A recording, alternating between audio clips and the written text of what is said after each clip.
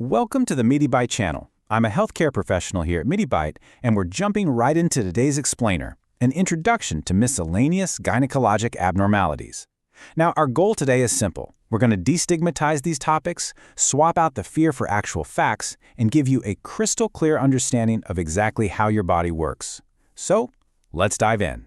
You know, the female reproductive system is incredibly complex and honestly pretty dynamic. And let's be real, anytime you hear a medical term with the word abnormalities tacked onto it, it sounds pretty intimidating, right? But I want to assure you right off the bat, a lot of these growths and conditions are entirely benign. That just means non-cancerous. They're highly treatable, they're super common, and totally normal to talk about. That's exactly what we do here at MediByte. We break down the science so you can feel completely empowered about your own health. So here's our game plan for today's explainer. First, we'll map out the gynecologic landscape. Second, we'll meet the Bartholin glands. Third, we'll compare cysts versus abscesses. And finally, we'll wrap up with diagnosis and treatments. Starting off with Section 1, the gynecologic landscape, where we'll be focusing specifically on non-cancerous growths. Before we zoom in on one specific area, we really need to understand the broader category of benign gynecologic growths. We're talking about things that can develop on the vulva, which includes the labia and the tissues right around the vaginal opening, or even internally, like in the vagina, the uterus, or the ovaries. So the absolute most crucial point here is understanding what exactly a cyst is, since, well, it's a term that gets thrown around quite a bit. A cyst is simply a closed sac that's totally separate from the surrounding tissue.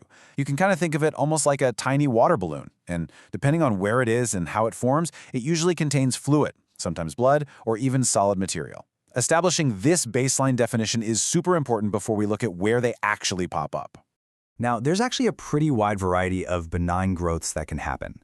Cysts often show up on the vulva, like Bartholin or skin gland cysts, or on the ovaries, like endometriomas. But hey, they aren't the only type of growth out there. You've also got polyps, which are just benign tissue growths commonly found on the cervix or inside the uterus. Then there are fibroids, or leiomyomas, if we're being formal, which are basically non-cancerous tumors of the uterus. Oh, and there are other abnormalities too, like adenomyosis, where uterine gland tissue literally grows right into the uterine wall, or cervical stenosis, which is a narrowing of the lower uterus.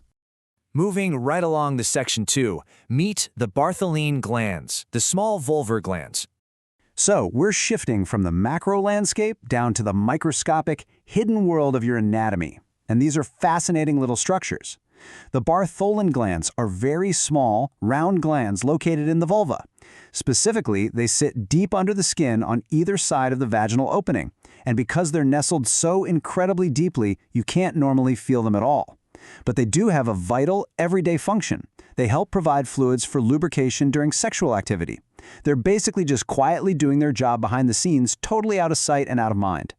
Now, statistically speaking, 97% of women will never ever have an issue here. But about 3% will develop a Bartholin cyst at some point, usually when they're in their 20s. It happens for a really simple reason. The tiny little duct that carries fluid from the gland to the surface just gets blocked. So the mucus backs up, the gland expands, and boom, a cyst is formed. Which brings us to Section 3, cysts versus abscesses, and exactly what happens when those blockages occur. This is a really important distinction, and honestly, the central conflict of our biological story today. What happens when that gland's duct gets blocked, and what happens if bacteria decide to enter the chat? There's a stark difference between a cyst and an abscess. A standard Bartholin cyst, that's usually just a painless lump. It might make the vulva look slightly lopsided, sure, and they can range anywhere from the size of a pea all the way up to a golf ball. But they usually only cause uncomfortable pressure if they get huge and start interfering with things like sitting or walking. But an abscess, well, that's an entirely different story. If that cyst gets infected, it turns into an abscess, which is a closed-off area filled with pus. It becomes incredibly tender to the touch, causes severe pain, the skin turns red, and it can even give you a fever. And it's really crucial to note here that an abscess isn't always just contained to the cyst itself. It can actually lead to something called cellulitis. This is a spreading infection of the skin and the underlying tissues right over the abscess. The area becomes noticeably red, just unbelievably tender, and you might even experience some vaginal discharge. Think of this as your body sounding a massive alarm that the infection is spreading and requires immediate medical attention. And that takes us to Section 4, diagnosis and treatments, and how you can take back control. Look, knowledge is power. Knowing exactly how these conditions are diagnosed and effectively treated empowers you to take control of your health without any of the unnecessary panic.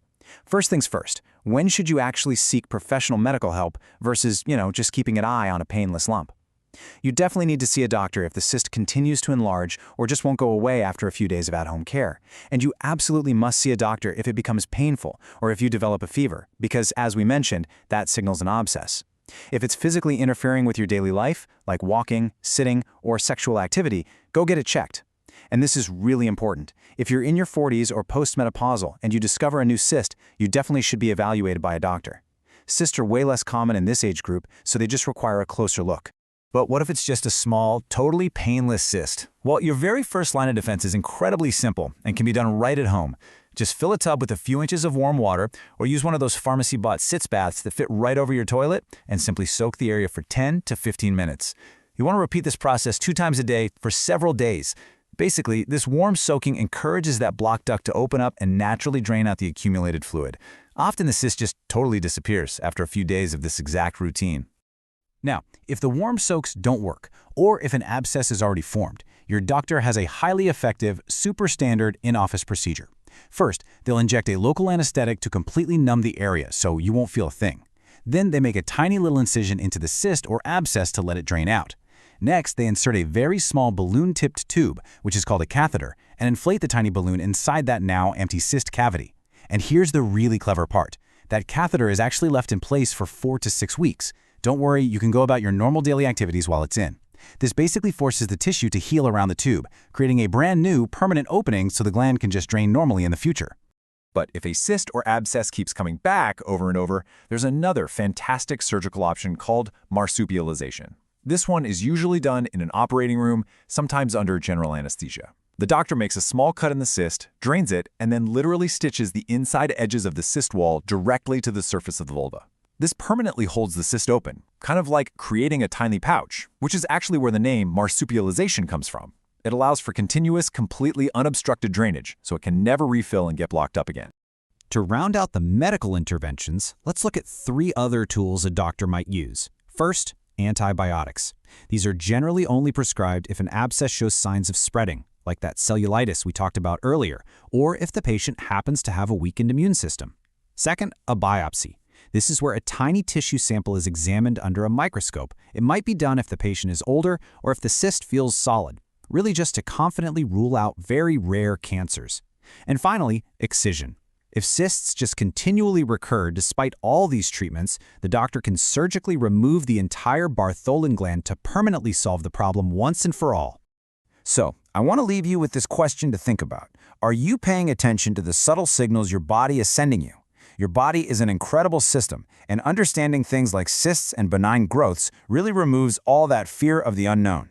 Thank you so much for watching this MediByte Explainer. If you found this breakdown clear, helpful, and empowering, please take a quick second to like this explainer, share it with someone who might benefit from it, and make sure to subscribe to the MediByte channel for more medically accurate, easy-to-understand explainers. Stay curious, stay informed, and we will catch you next time.